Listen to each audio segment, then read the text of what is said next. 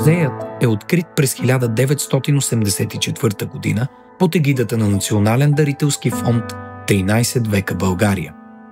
Сградата е строена през периода 1938-1943 година, като част от средствата са дарени от Нейно Величество царица Йоана Савойска, а архитект е небезизвестния Йордан Севов.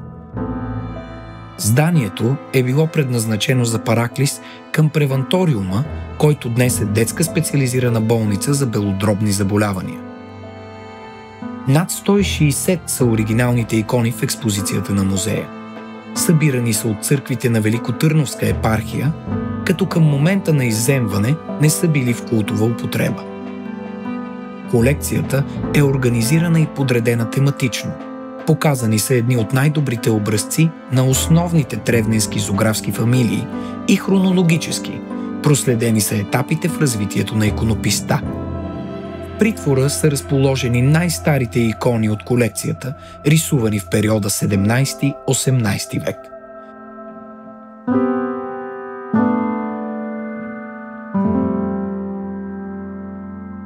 Самостоятелно място в експозицията е отделена и за зографския инструментариум в творческото ателие, където можем да надникнем и да добием представа за технологията по създаването на една икона.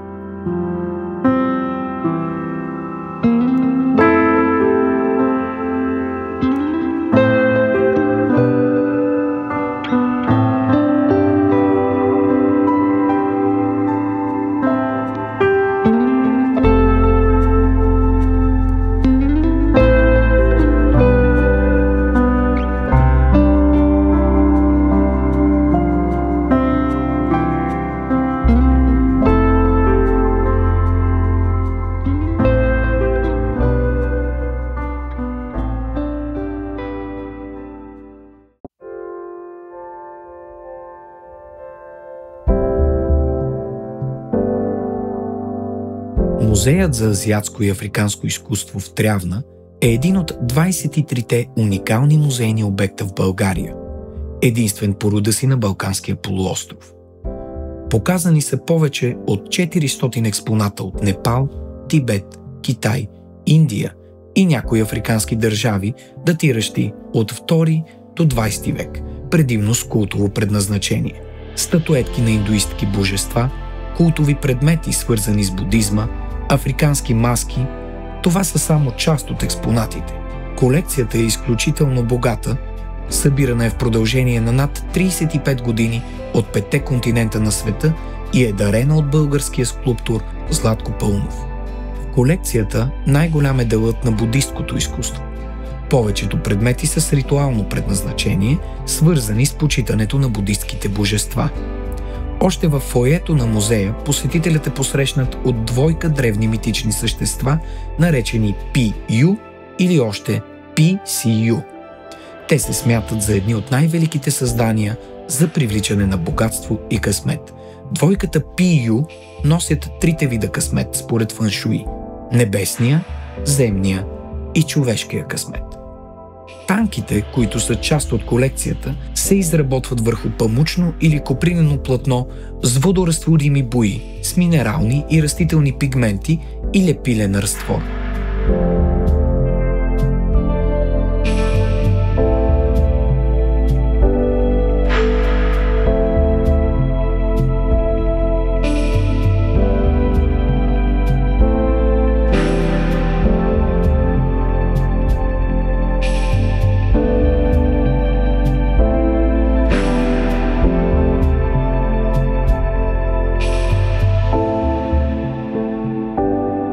Наред с танките, които са безценни, безценни са и пластиките на различните буди и бодхисатви.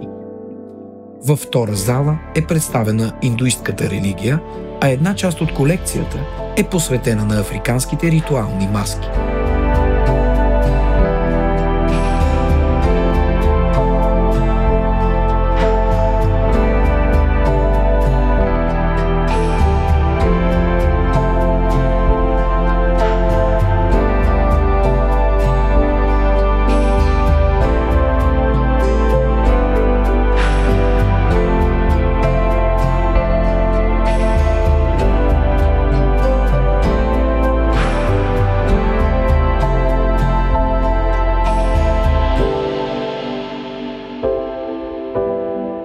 Богатата колекция се оказва мотивираща за много дарители.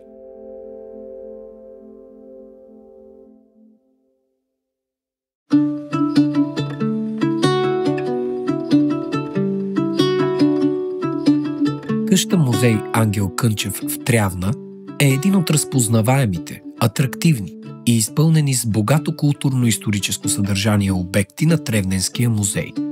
С автентичната си атмосфера и с удобното си разположение в центъра на Възрожденския резерват, Ангел Кънчевата къща е привлекателно място за среща с историята на национално-освободителното ни движение през 60-те и 70-те години на 19 век. Като архитектурен тип, тя е една от най-старите традиционни къщи в Трявна, с каменно приземие, върху което е разположен дървеният талпен етаж. Строена е около 1805 година. В документалната експозиция е акцентирано на снимки и информация за най-важните моменти от живота и революционната дейност на революционера. В музея се проследява и участието на тревненци за освобождението на България, хайдушко движение, Велчова завера, четата на Хаджи Димитър и Стефан Караджа, Априлско въстание, Ботевата чета, Руско-турската война от 1877-1878 година. Представена е оръжейна сбирка, медали и отличия от боевете при Шипка, Шейново и Стара Загора.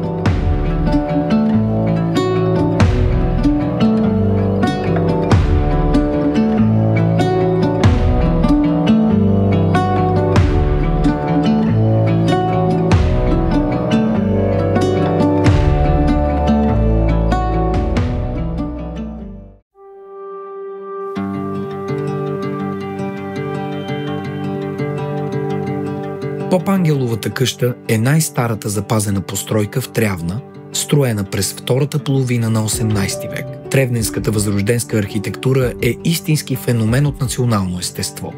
В нея през 2023 година бе открит и най-новия музей от голямото семейство на специализирания музей за резбарско и зографско изкуство в Трявна.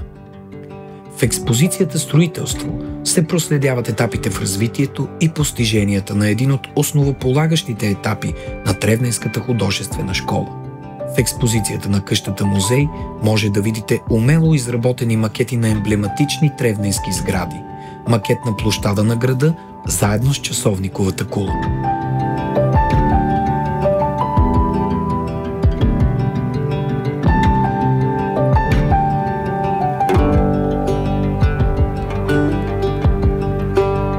Ще се докоснете до истински триизмерен дигитален образ на едно вече изгубено културно богатство, каквато е била Шарената чешма. В експозицията намират място и реплики на архитектурни планове и чертежи, създадени от ръцете на големите тревненски дюлгери. Ще научите за безспорните шедьоври в архитектурното изкуство на архитектонт Димитър Сергиов, на първомайстор Генчо Кънев Големия, на уста Генчо Новаков, на майстор Георги Колев и много други представители на най-старото направление на прочутата школа.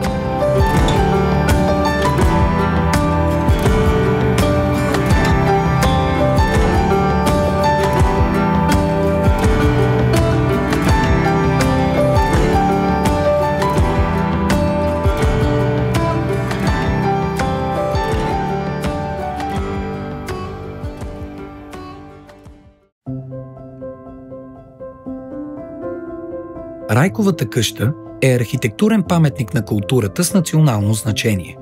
Построена е от големия тревненски първомайстор, архитектон Димитър Сергиов и представлява един от върховете в неговото архитектурно творчество.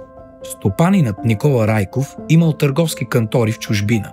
Запознат с европейския бит, още към средата на 19 век внесъл в къщата си, както говори преданието, първото легло в Трявна, виенски маси и столове, самовари, вилици, наричани бонели, и порцеланови чинии.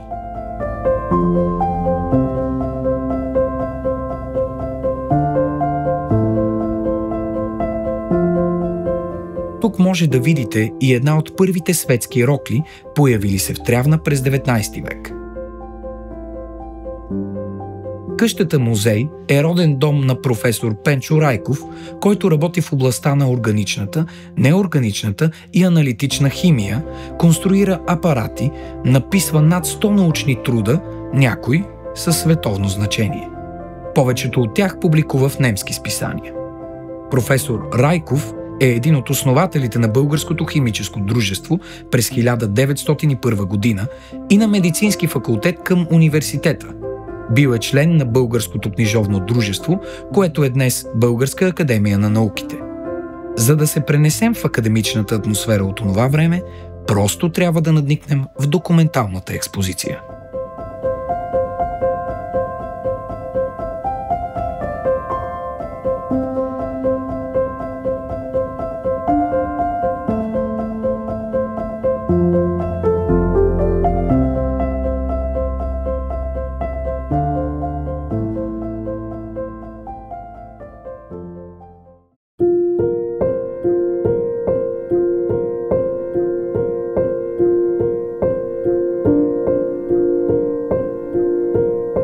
Тревненското школо е едно от първите светски училища в България. Строено е през 1836-1839 година.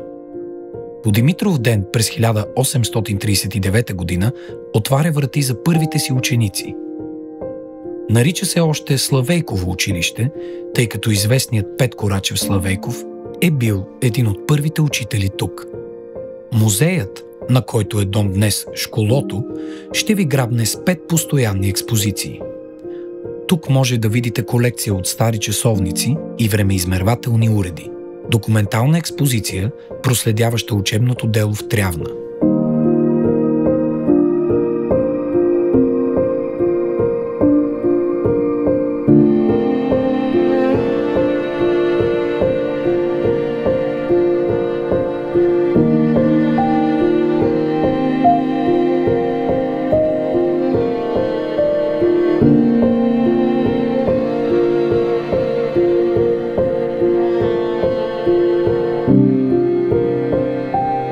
Колекция от картини на талантливия тревненски художник Иван Димитров.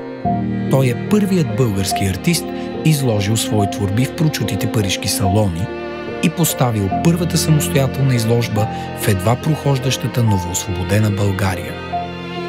В музей Старото школо е подредена и най-голямата експозиция от картини и скулптури на двама гениални български художници – Димитър Казаков Нерон и Никола Казаков. Дарението на двамата братя включва над 500 творби живопис, рисунки върху теракота и фаянс, дървена и каменна пластика.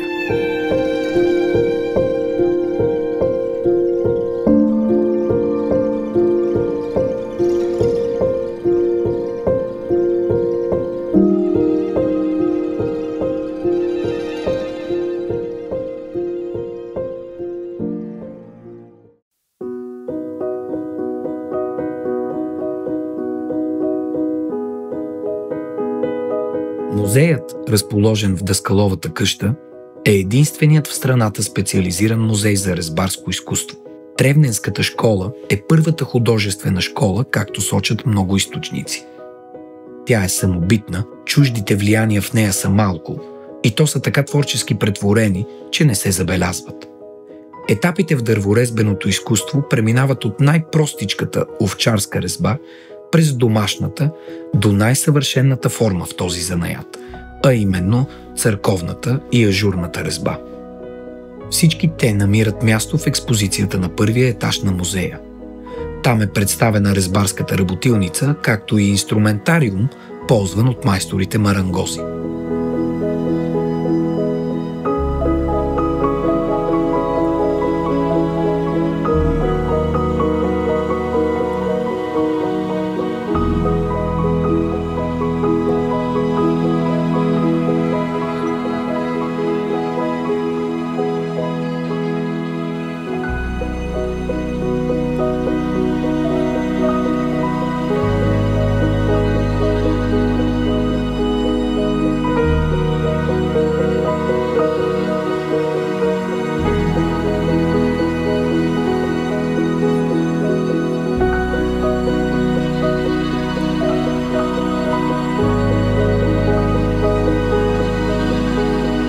На вторият етаж е колекцията, включваща 10 скулптурни фигури на български владетели от Първото и Второто българско царство, множество барелефи на възрожденци, резбовани пана и конзоли. Всички те са дело на майстор Генчо Марангозов, творил в началото на миналия век.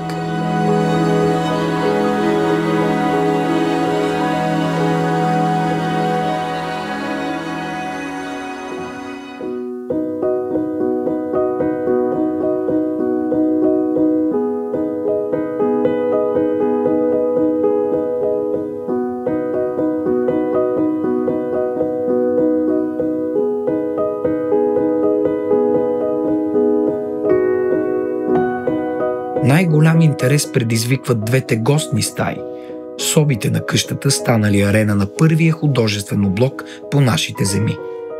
От техните тавани греят двете слънца на Трявна, дело на уста Димитър Ушанеца и майстор Иван от село Бочуковци, направили двата потона в далечната 1808 година.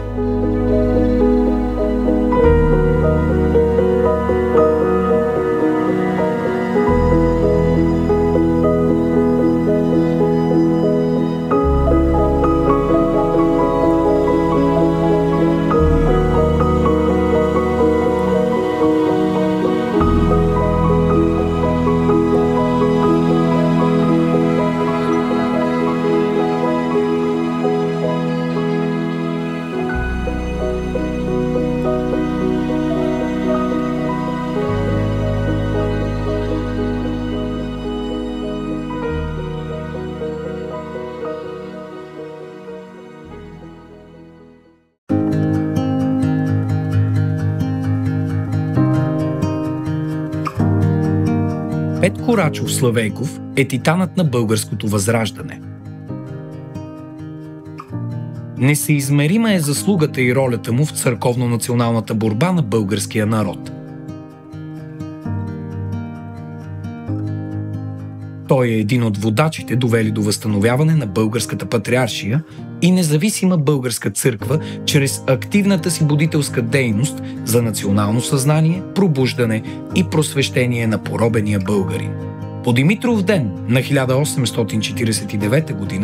Петко Славейков е приет за даскал в Трявна, родния град на баща му, а в лютата зимна утрин на 25 януари 1853 г. Петко се венчава за Иринка Райкова, наследница на един от големите и видни тревненски родове. Петко и Ирина се пренасят в къщата, която им подарява тъста му. В тази къща семейството на Петко Славейков живее 23 години, до 1876 година. В къщата музей е направена богата документална експозиция, в която посетителите могат да видят историята на Славейковия род.